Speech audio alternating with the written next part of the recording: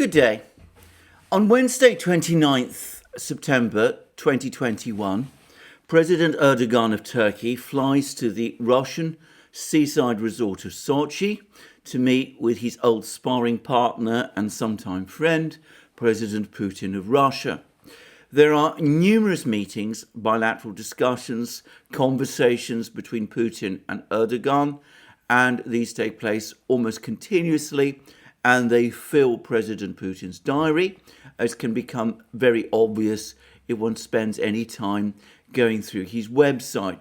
I think that no world leader has as many telephone calls with Putin as Erdogan does, that we know of.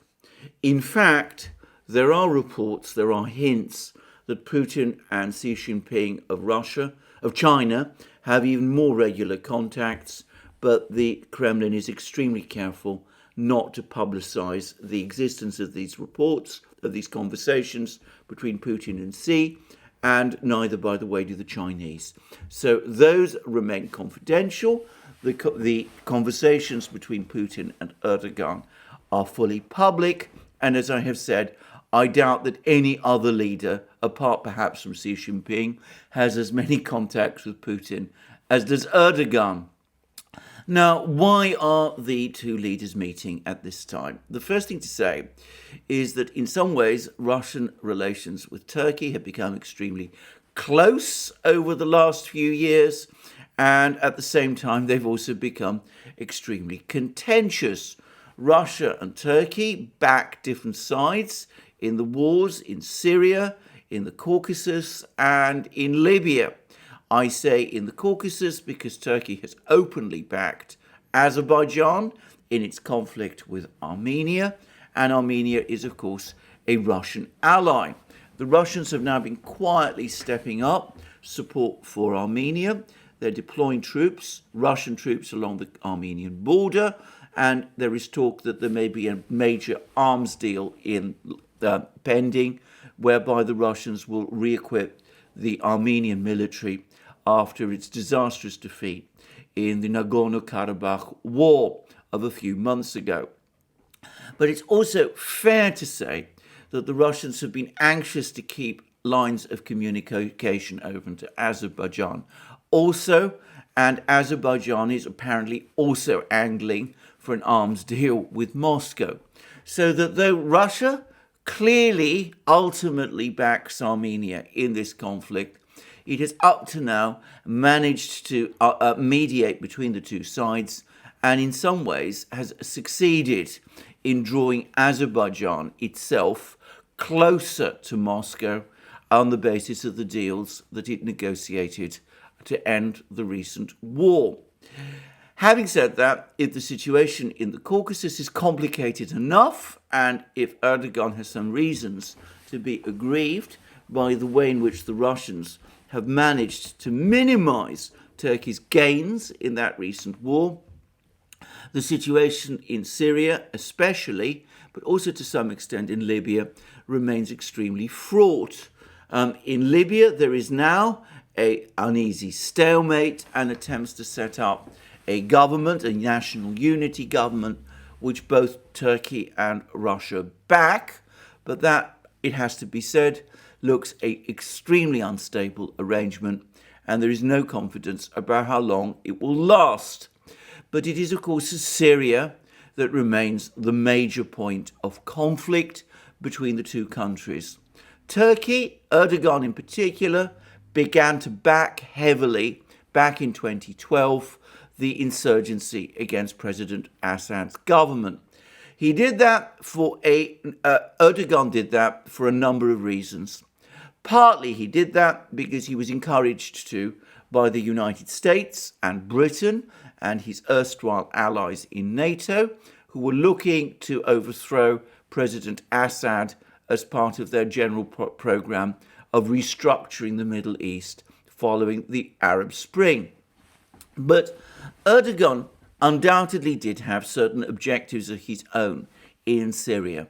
The political movement that he leads in Turkey has close ideological affiliations with the Muslim Brotherhood, which is dominant in the opposition, or at least was dominant in the opposition in Syria in 2012, and which is a powerful force across the Middle East.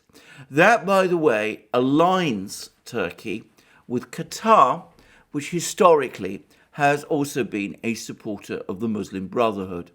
So by backing the Muslim Brotherhood and the insurgency it appeared to be leading in 2012, President Erdogan was undoubtedly looking forward to the day when an ideologically compatible government with his own would take power in Damascus, extending Turkish influence deep into Syria itself. Now, given that President Erdogan has a strong conviction that Turkey should be a leader in the Muslim and especially the Sunni Muslim world, it's perhaps unsurprising that he took this stance, but there were other factors at play also. Syria is the economic hub of the Eastern Mediterranean, and undoubtedly Erdogan was looking at some rich pickings, especially in northern Syria. There are some suggestions or some claims, I can't say how justified they are or not, that he was wanting to see some kind of Turkish paramountcy, particularly over the northern city of Aleppo, the northern Syrian city of Aleppo, which is Syria's industrial hub.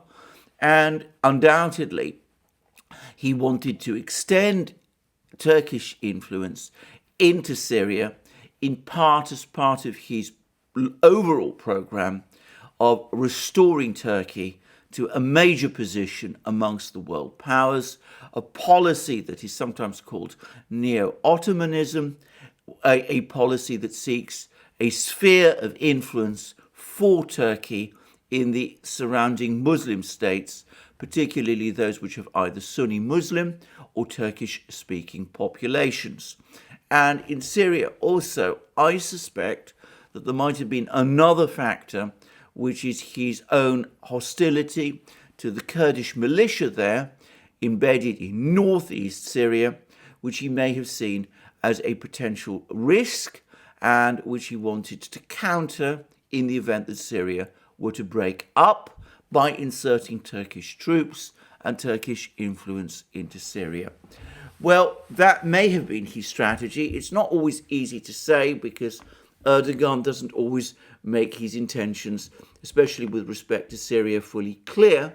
And I suspect, besides, that Erdogan's ideas about Syria have fluctuated and waxed and waned as the conflict has dragged on.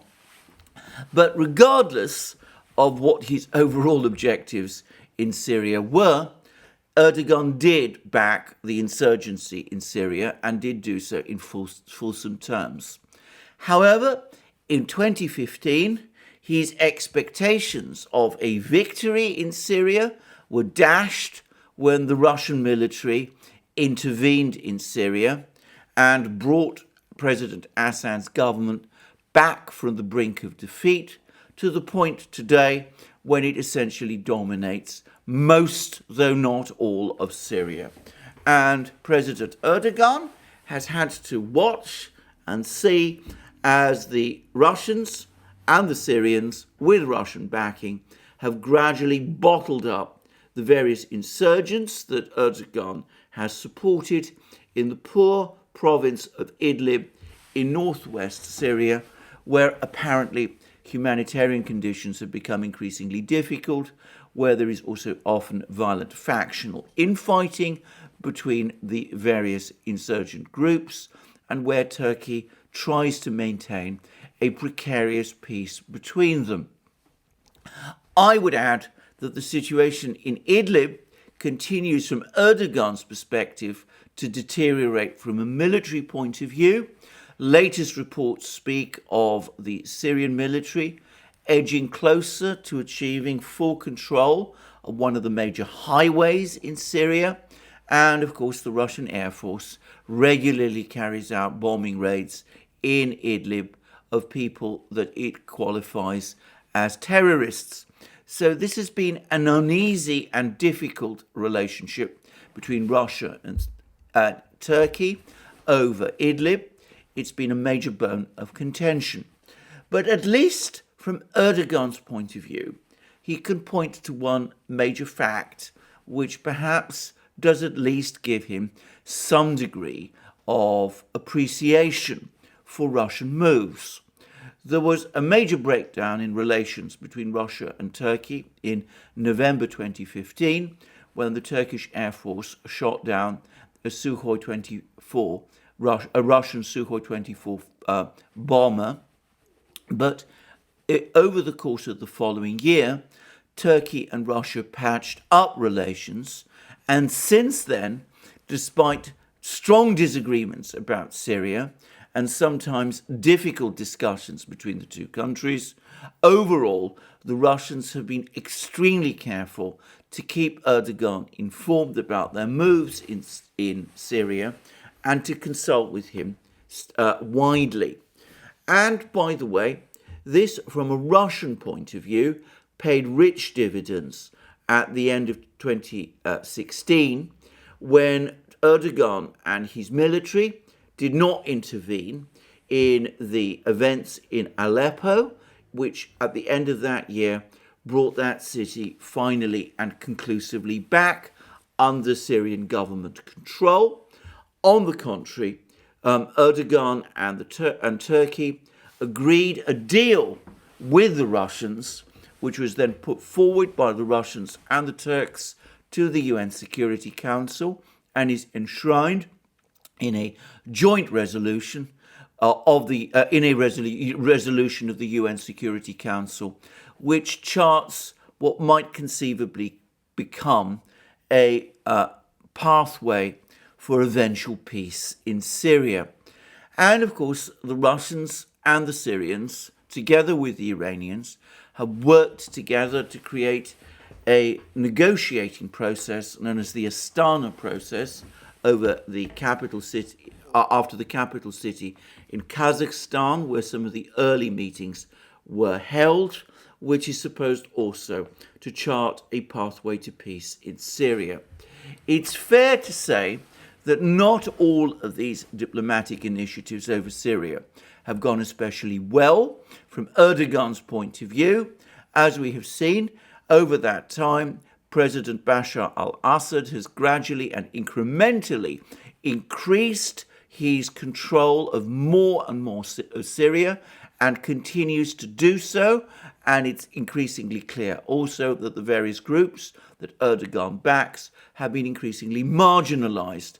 But nonetheless, it's fair to say that the Russians have treated Erdogan's involvement in Syria with a certain degree of sensitivity and respect, which Erdogan probably appreciates, if only because it amounts to Russian recognition that he is a statesman who is the head of state of a major power. So Syria remains a difficult issue between Turkey and Russia, but for the moment it remains a controllable one. And the same perhaps can be said about the situation in Afghanistan.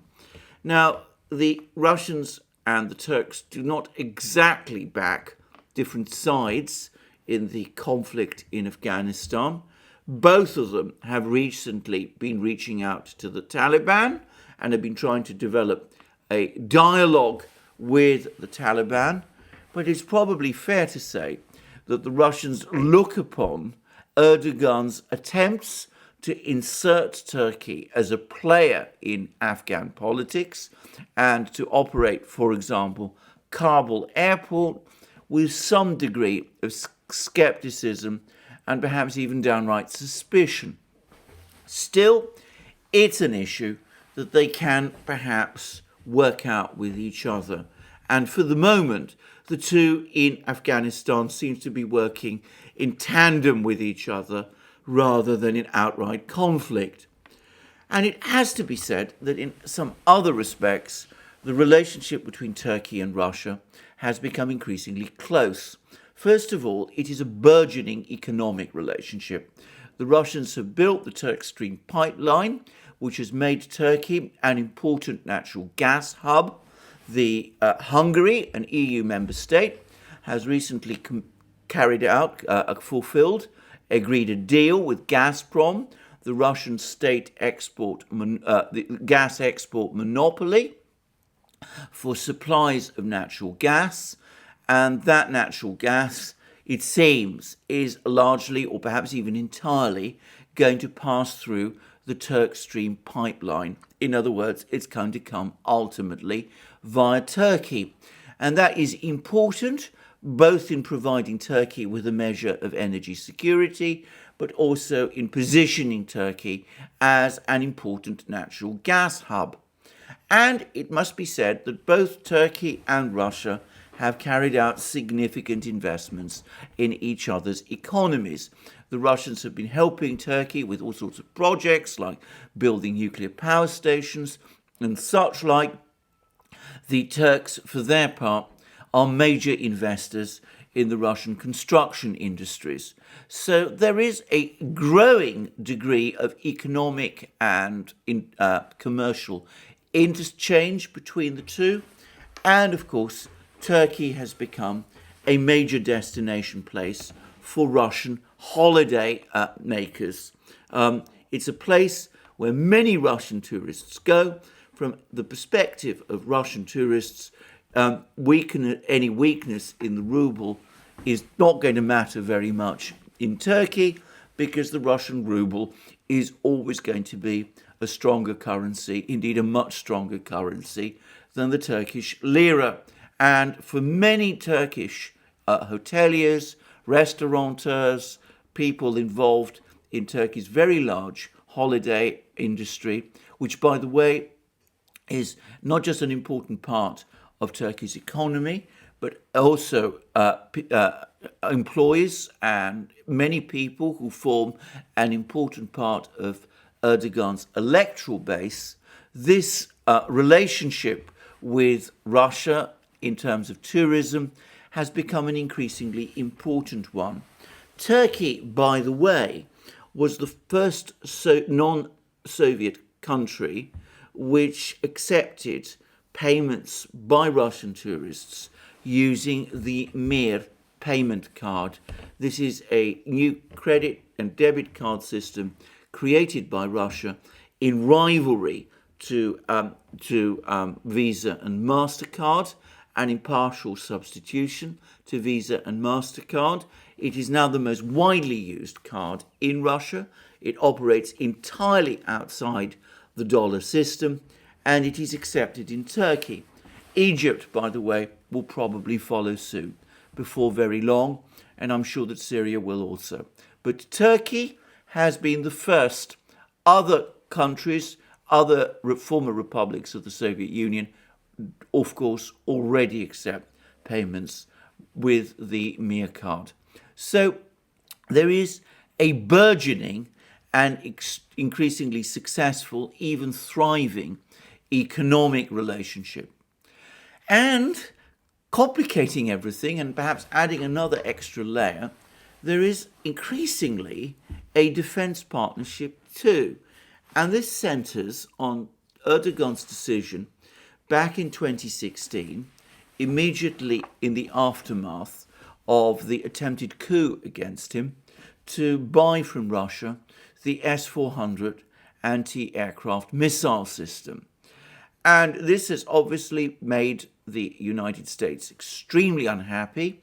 They have criticized it repeatedly and incessantly, and they have booted Turkey out of the F-35 fifth generation fighter jet program in retaliation.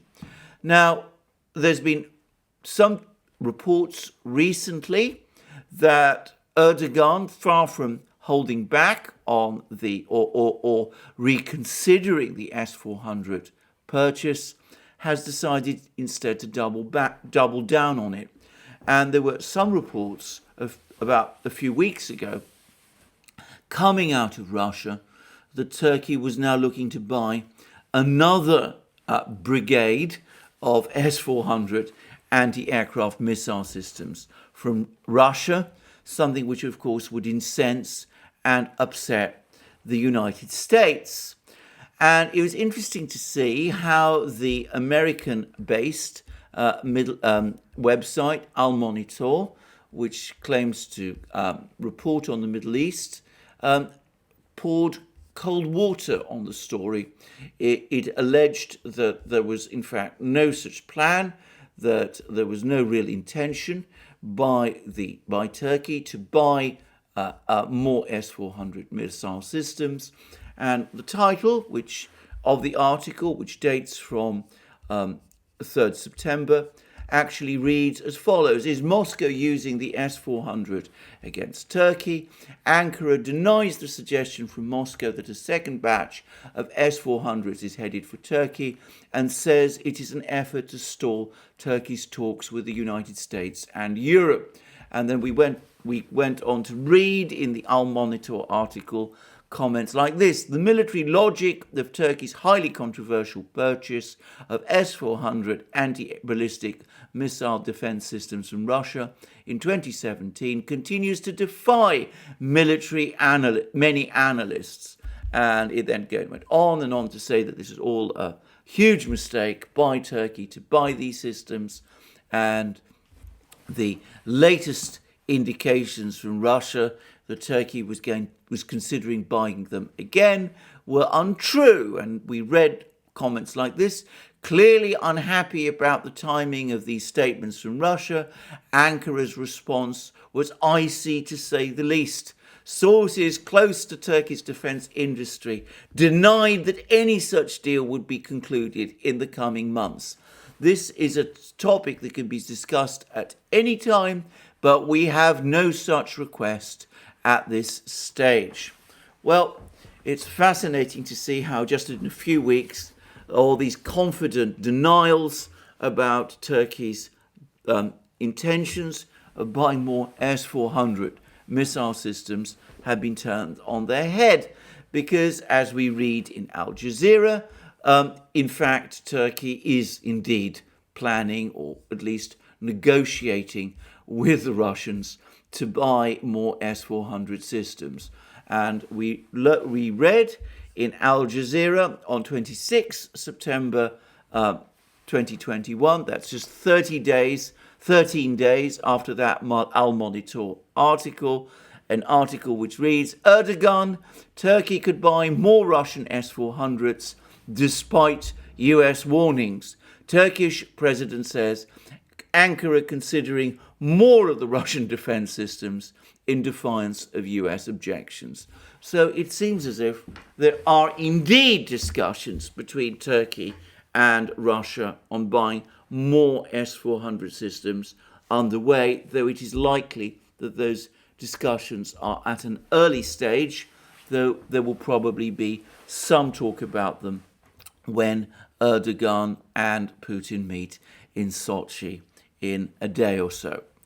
Now, it has to be said that this decision to move forward with S-400 purchases and this meeting between Erdogan and Putin in Sochi, all of this comes after a meeting between Erdogan and President Biden in the United States on the fringes of the meeting of the United Nations General Assembly. And what we've started to piece together from this meeting is that it didn't go well. Apparently, Erdogan came to the meeting trying to get Biden to understand how sensitive an issue it is for Turkey that the United States is backing the Kurdish militia in northeast Syria. I have discussed this at great lengths in previous programs, both on this channel and elsewhere, and I have said that for Turkey this is an existential issue because as far as the Turks are concerned, US backing for the Kurdish militia in northeast Syria, which is some sort of ideological connection with a Kurdish militia in Turkey itself, which has previously waged an insurgency against the Turkish government is for the Turks an existential issue. Now, just to get a sense of how sensitive this issue is in Turkey and the extent to which it transcends Erdogan's feelings, it's perhaps useful to note that apparently one of the things that the coup plotters who sought to stage their coup against Erdogan in 2016 intended to do was to put Erdogan on trial on charges of making excessive concessions to the Kurds. Now, some people might find that surprising. It is in fact the case that for a time Erdogan did apparently try to reach out to the Kurds as part of the pan-Islamic policies that he was pursuing, as opposed to the Turkish nationalist or ethnicist policies that had been pursued by earlier Turkish governments. I'm simplifying hugely here, and I understand that there might be some people who might disagree with my description of previous Turkish government policies. But anyway, I have to move on. Briefly, some people in the Turkish political system didn't like these moves that Erdogan was making and saw them as a threat to the integrity of the Turkish state. And it was apparently one of the factors that was going to be used to put him on trial in the event that the coup had been successful. Now, it must also be said, many people in Turkey, some political parties in Turkey, which do favour an outreach to the Kurds, and maybe that will one day happen, and maybe that is what is in everybody's interests. But all I am saying is, the key point I'm making in this programme is that Erdogan's hostility to the Kurdish militia in northeast Syria is mainstream in Turkey. It is not something in which Erdogan himself is any sort of outlier. And to be frank, whatever they may say, I cannot imagine that any conceivable Turkish government that replaces him will want to take a different line. So, given that this is so, it's not surprising that Erdogan and the Turks are extremely wary and unhappy about US backing for the Kurds in northeast Syria. But what happened when he met Biden is that he appears to have found that Biden was completely uninterested and wasn't prepared to engage with him on the topic of the Kurds in Syria and US backing for them at all. And Erdogan appears to have left the meeting with Biden extremely dissatisfied and very unhappy, and he has made it quite clear in various comments that he has made publicly that he wants eventually all US troops in Syria to leave, and that this support for the Kurdish militia in northeast Syria must eventually be brought to an end. So this is for Erdogan, and I suspect for Turkey too, an existential issue.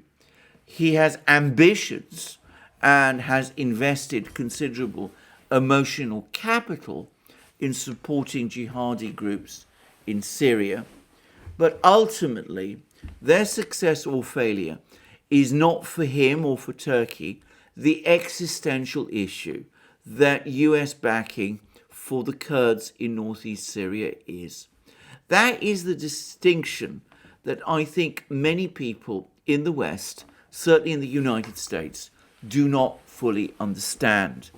And it is a major issue that is creating difficulties between Turkey and the United States. Now, coming back to that article in Al Monitor, pouring cold water on the suggestion that Turkey was indeed interested in buying more S400 missile systems from Russia. I suspect that that article reflects Turkish positions before the Biden-Erdogan meeting. Erdogan did not want to go to that meeting with Biden, inflaming tensions with the United States by telling Biden and the Americans that he was about to buy more advanced missile systems from the Russians. So the Turks at that point denied that these conversations with Russia were underway. But having met with Biden in the United States, having come away with nothing from that meeting, having actually openly admitted in the media that the meeting with Biden did not go well, Erdogan now is moving forward with the S400 sale. He probably calculates that he has nothing to lose by doing so. The Americans will be unhappy about it, but he can then turn round and use the fact that this decision to acquire more S-400 missile systems is underway, this negotiation with the Russians to acquire more S-400 missile systems is underway. He can use that fact to try to gain leverage over the Americans. He can say to the Americans, look, if you really don't want us to buy more of these missiles, then you have to take our concerns seriously. You have to listen to us about the Kurds in northeast Syria. You have to be more willing in future to satisfy us by providing us with advanced military equipment, which you are showing no willingness to do. You have to treat us more as an ally than you have been doing at the moment, and that means heeding our concerns. So I don't actually see, contrary to what Al Monitor was saying back on 3rd September, any difficulty in understanding why Erdogan and Turkey might be going ahead with this deal. Well, there we go. So we have, in effect, a large number of issues and topics between Erdogan and Putin to discuss when they go to Sochi. And in fact, the Kremlin, in the TASS news agency, has actually provided, through the TASS news agency, has actually provided a taster of the sort of things that are going to be discussed. And we read from TASS the following. Russian President Vladimir Putin and his Turkish counterpart Recep Tayyip Erdogan will meet in Sochi for talks on September 29th. They will discuss trading, economic partnership and the situations in Syria, Libya, Afghanistan and Transcaucasia. The Kremlin said the two leaders would look at various aspects of Russian-Turkish partnership in political, trading and economic fields. There will be a detailed exchange of opinion on crucial world issues, including the situations in Syria, Libya, Afghanistan and Transcaucasia. Presidential spokesman Dmitry Peskov told the media that during Erdogan's visit, a very vast agenda might be touched upon, from direct bilateral relations to Syria and other regional conflicts. For his part, Erdogan said in August that during his forthcoming visit to Russia, he hoped to discuss the details of purchasing a second regiment of air defense systems, S400. And we go on to learn that the two leaders held their latest face-to-face meeting in the Kremlin in March 2020, when Erdogan was on a working visit.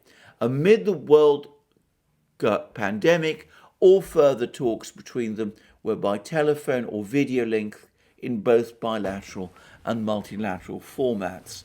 So we see that there will be discussions of the S-400 purchase, or rather the acquisition of more S-400 systems from Russia over the course of these talks as well, and that the talks will cover a very vast agenda covering every conceivable topic, from the S400s to the various regional conflicts, to Syria, to Afghanistan, to economic and trade relations. And in fact, we know that Erdogan is staking a great deal on this meeting.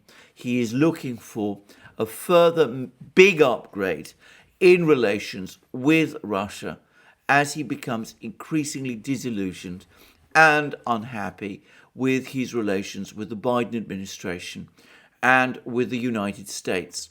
I would add that the Russians are being a little disingenuous in saying that the meeting in the Kremlin between Putin and Erdogan in March 2020 was a working visit.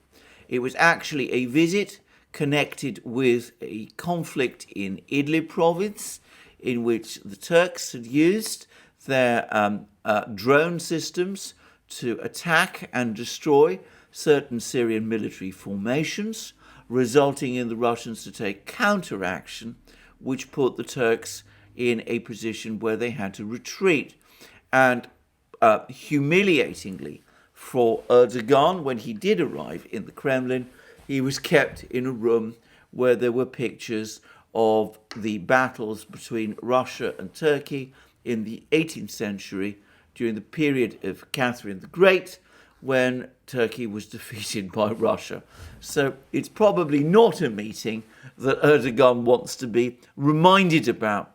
But perhaps more importantly for him, it is a meeting that Putin is holding with him, and it is one of the first meetings, though not the first meeting, that Putin is having face-to-face with a world leader since the start of the pandemic, and that in itself shows the extent to which the Russians are attributing importance to it.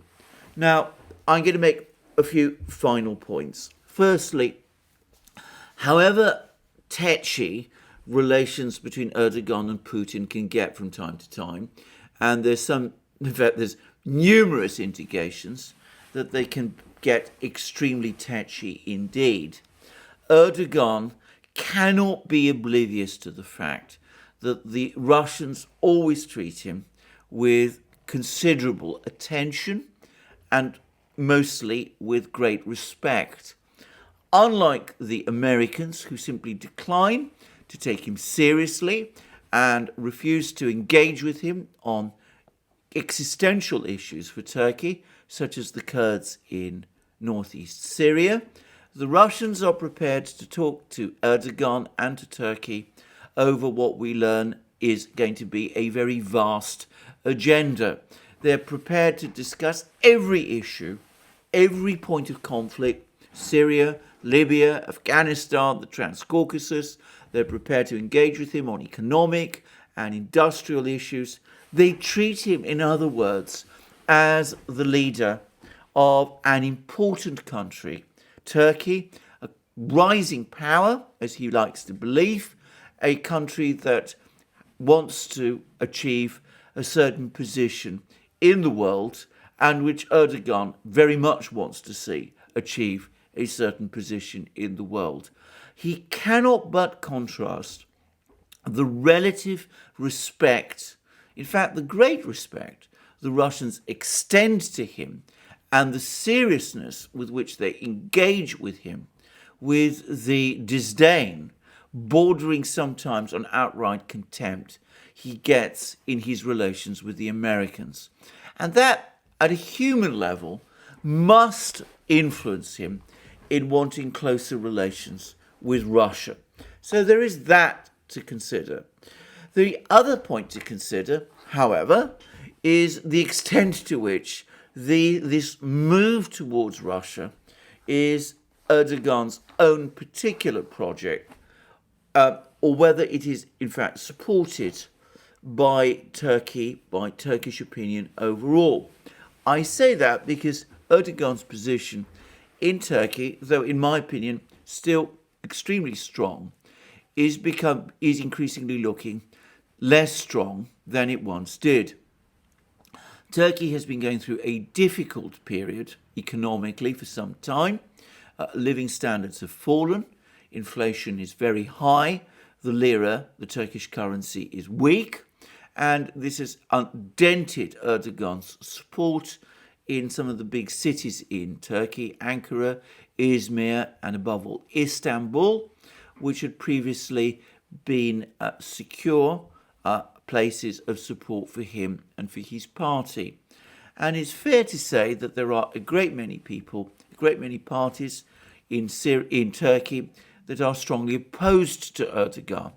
And moreover, there are hints recently that some of these parties might be prepared to cooperate with each other in order to try to defeat Erdogan's party in the forthcoming parliamentary elections, which I believe are due to take place in 2023. And so Erdogan has to worry about that, and his position in Turkey may not be quite as stable and as secure as it once was. And of course, he's also got to consider the fact that the neocons in the United States, led by John Bolton, have now set up a committee whose quite obvious purpose is to engineer his overthrow, and that they are probably working hard, even as we speak, to prepare the next colour revolution in Ankara.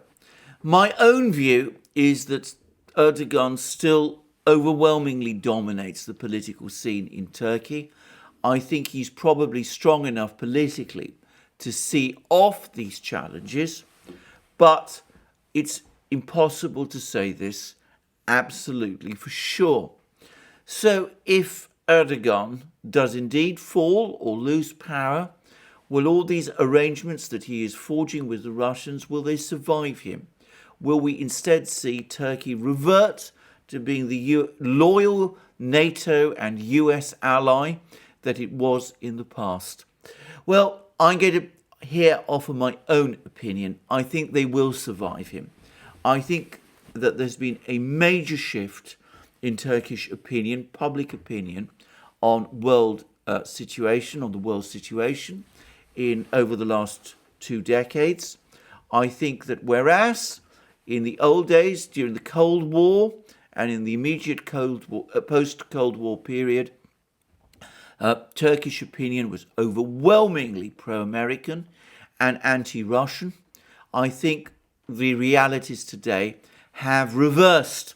Not only do I think most Turks exasperated and annoyed by US policies in their region, but I think also far too many Turks are now invested in this relationship with Russia.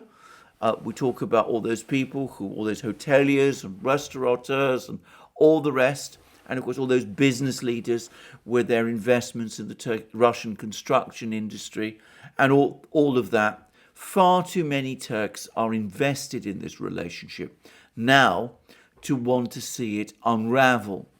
In fact, my guess is that not only would the relationship between Turkey and Russia endure and survive a loss of power by Erdogan, but from some points of view, it might actually stabilize that relationship, in the sense that I find it very difficult to believe that any political leader in Turkey who succeeds Erdogan would want to continue his adventures in places like Syria, which have been such a bone of contention between Russia and Turkey. So, in some respects, I'm not saying the Russians want to see Erdogan fall, quite the opposite actually. But I think we could actually see relations between Russia and Turkey perhaps dialed down a notch, perhaps not be quite as fervid in their embrace as they are with Erdogan at the helm, but we might also see some of the problems in that relationship start to ease off also. Anyway, that's my view. Now, will there be this great big breakthrough in relations between Russia and Turkey at the summit meeting in Sochi? Are we perhaps overstating the implications of what might happen? And what might this big breakthrough, this big thing that Erdogan is looking for be? Well, I doubt actually that there's going to be any great dramatic change. I mean, it's difficult to see what more might happen. There might be an announcement on an S400 sale. It's conceivable also that Turkey, which is now looking for a substitute to the F-35 fighter jet, and which has been talking about designing its own fighter jet, might, for example, decide to invest in the Sukhoi 75 Checkmate fighter, which the Russians are developing as a substitute, as an export substitute for the F-35 for countries which might be interested in buying the S-400 missile system. So it could be that there will be a strengthening of military cooperation between Turkey and Russia. But it's difficult to see that there's going to be much fundamental change on that front either. I still can't quite bring myself to believe that Erdogan would want to take the nuclear option of pulling out of NATO, for example. But I am going to make a guess that we are going to see some movement on two particular issues. Now, Erdogan has been angling for some time for a seat at the table of the Shanghai Cooperation Organization.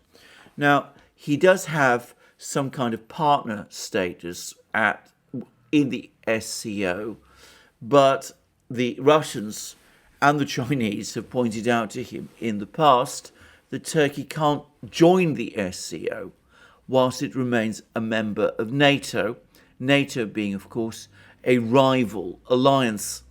And given that I don't expect Erdogan to be prepared yet to take Turkey out of NATO, I suspect were he to do that, it would create for him more problems than it would solve. I doubt that we are looking at any step to get Turkey involved directly as a member of the SCO in any future scenario. But I can see how at a sort of lower level, the Russians and the Turks might agree that Turkey could participate in some of these other arrangements that are taking place within Eurasia and might be consulted on SCO topics by some of the SCO member states. And here we see one of the beauties, if you like, of the process of Eurasian construction that the Chinese and the Russians have been engaged in. Because as well as the SCO, there are all these other institutions that have been developing in Eurasia, which countries could join without fully integrating into all of them and becoming members therefore, of the SCO. There is, for example, the Belt and Road Initiative, which China is leading, of which Turkey already wants to be, in some respects, a part. And, of course, there is the Russian-led Eurasian Economic Union. Now, the latter, for the moment, by design, is limited to former states of the Soviet Union, or rather states which were formerly part of the Soviet Union. It was initially envisaged very much by the Russians as a mechanism for reintegrating the former Soviet economies. And I think that that's still the Russian perspective. But it's conceivable that they might allow or grant Turkey some kind of partner status with the Eurasian Economic Union. They might, for example, work to agree some kind of free trade or other arrangements between Turkey and the Eurasian Economic Union, which would be a passport for Turkey to become more deeply involved in the various Eurasian projects. Anyway, that's one aspect of what might happen. The other is Syria. And here we come back to the various discussions and negotiations which have been taking place in Syria and over Syria over the last few weeks. And we've seen a whole series of events take place. We've seen, for example, a Kurdish delegation actually visit Moscow at the invitation of the Russians, where it held extensive talks with the Russians about the situation in Syria. Now, the Kurds say that this meeting, these discussions were actually of a positive nature, and of course the Russians are going to brief Erdogan about them when they meet with Erdogan in Sochi. Now, I suspect that this is all part of the Russians trying to persuade the Kurds to distance themselves from the United States, the Russians pointing out to the Kurds that the United States pulled out of Afghanistan and left its allies there high and dry. It could conceivably do the same with the Kurds in northeast Syria. It's therefore in Kurdish interests to come to terms with the government in Damascus. Russia would be prepared to broker a deal in connection with that. It would be better, therefore, for the Kurds to accept that kind of a deal rather than rely on guarantees that the United States might give them, which might be fickle and might not be enduring. And there are some Kurds who we know are open to this, though it has to be said that there are other Kurdish leaders very much in the ascendant at the moment, who refuse to heed them at all. Anyway, that kind of negotiation is underway, and it is one that the Russians have been trying to push for some time. But there are other negotiations which are also taking place in connection with Syria. Recently, as I discussed in an earlier program, the Russians have facilitated the restoration of Syrian government control over the town of Duran, and they've managed to facilitate negotiations and direct contacts between Russia and Jordan, between Syria and Jordan. And we learn that more and more Arab countries, including Gulf Arab countries, are now seriously engaging with the Syrian government too.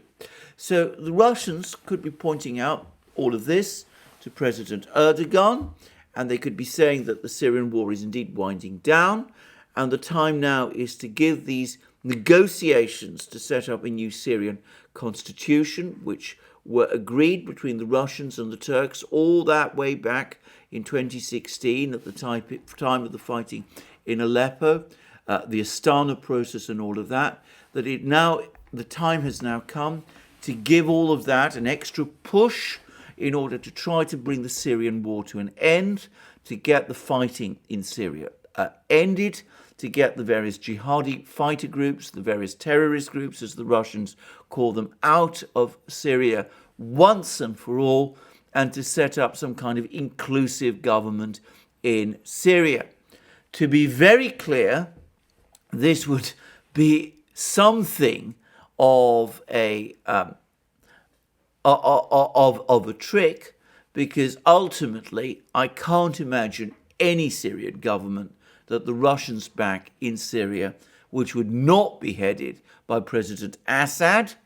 But I can see how the Russians could put all of those ideas to Erdogan as a face-saving way for him to end this dangerous commitment he has made in the war in Syria. The Russians will be pointing out to Erdogan that from Turkey's point of view, the best outcome, the optimal outcome, is not the fall of President Assad. It is the restoration of a united Syria with the Kurds in northeast Syria no longer governing their own semi-independent statelet and thereby posing a danger to Turkey, but rather working and operating within a united Syria in which they have some kind of say in Damascus. So I think that is probably going to be the center of a lot of the discussions between Erdogan and Putin over the course of the next few days. The devil in this is always in the detail. These negotiations to bring the Syrian conflict to an end have always been intricate and slow, and there's never any guarantee that they will ultimately succeed. But increasingly, it must be looking to Erdogan as if the war anyway is slowly ending, and as if the situation in northeast Syria poses such a problem for him, with the Americans being such a problem for him, that it is in his interests ultimately, and in Turkey's interests, to do that deal with Moscow to end the Syrian war on terms which would bring the Kurdish militia once more back under Syrian control. Now, if that were to happen, the Turks and the Russians, and probably other countries, the other regional powers, Saudi Arabia, Iraq, Iran, would probably all unite and demand that those American troops in northeast Syria leave. And that's, by the way, very much the Russian way of handling these sort of things. They do not want to get into a direct confrontation, a military confrontation with the United States in northeast Syria, a confrontation which might get completely out of control. But at the same time, they work very hard on the ground, using the local players, the Syrians, the Turks, the Iraqis, the Iranians, the Saudis, and all the rest, to make the presence of those troops in Syria, in northeast Syria, untenable. And there might be another factor, another event, which might also tie up with all those negotiations and discussions about Syria. Because it's gone completely unreported, but there was a meeting, I believe in Helsinki, an actual face-to-face meeting between two important military officials. These were General Mark Milley, the chairman of the Joint Chiefs of Staff of the United States, and General Gerasimov, the chief of the Russian General Staff, in which they had discussions with each other, the outcome of which we don't fully know, and the nature of which we don't fully know, but which must have touched upon Syria. And it's hardly unlikely, in fact, it's almost certainly the case, that Gerasimov will have pointed out to Milley that the presence of these American troops in northeast Syria is becoming increasingly precarious, and that it might be in the US's best interests if those US troops are finally and eventually pulled out. And of course, we've also seen further steps that the United States has been taking over the last few months, all of which might, in addition, point to an eventual decision by the United States to pull those troops out of northeast Syria also. There was that decision a few months ago that I discussed in previous programs on this channel for the United States to allow a Syrian-backed company to start operating, a Syrian government-backed oil company to start operating some oil wells in northeast Syria. And we've also seen the US decision to allow a pipeline or pipelines linking Egypt and Lebanon to reopen, with a pipeline which passes through Syria and comes close to the town of Duran. So all sorts of things are in play. The Russians appear to have their finger on all of them, and I suspect that one of the primary purposes of this meeting between Putin and Erdogan in Sochi is for the Russians to brief Erdogan upon them, and for the Turks and the Russians to gradually move forward to try to find some way to bring about a peace in Syria, which will both bring about the final withdrawal of those US troops, the ending for Turkey of the problems of the Kurds there, and which will allow Turkey and Russia to move forward with their relations. Well, we shall see. I predict no, as I said, great announcements over the next few days. The Russians and the Turks basically don't do that with each other. I think we will see incremental negotiations taking place as this relationship between Turkey and Russia, difficult though it sometimes is, edgy as it sometimes is, over the long term, gets ever closer. Well, thank you for joining me for this program today. I look forward to you joining me in future programs on this channel, on this topic and on other topics, the many topics that we cover. Please remember to join us for our main channel, the Duran, where I do programs with my colleague and friend, Alex Christoforou. Please also remember to join us on our other platforms, especially, I should say, locals, where we're now publishing all kinds of exclusive content. We've done programs there, for example, about the recent revelations in Julian Assange's case.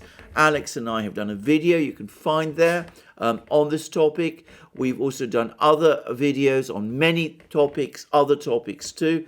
We've covered the German elections. You can find our videos there also. You can also find these videos on our YouTube channel, our main YouTube channel, the Duran too. But in addition, you will find a great deal of exclusive content that we are also publishing on Locals, and which other members of our community are publishing on Locals. And I should say that after multiple delays, some of a technical nature, some of a personal nature, there was a bereavement in my family very recently, which caused me problems and distress, which put back some of my plans. But after multiple delays, I'm now finally at that point where I believe I will be able to do my first live stream on Locals over the next few days. If you want to join me for that, then please remember to sign up for Locals. And we're not just on Locals, by the way, we are on multiple other platforms also, including SuperU, which is a new free speech platform of which we have high opinion, but you can also find us on BitChute, Library, Rumble and Odyssey also. Lastly, if you want to support us, please remember you can do so via Patreon and Subscribestar. You can also do us by coming to our shop, buying the amazing things that you will find there, our famous magic mugs, our superb hats, our hoodies, our sweatshirts, our t-shirts, and all the rest. And if you've liked this video, this long video on this very complex subject, well, remember please to press the like button, and also please remember to check your subscription to this channel. Thank you for joining me again today. I look forward to you joining me again soon, and have a wonderful day until then.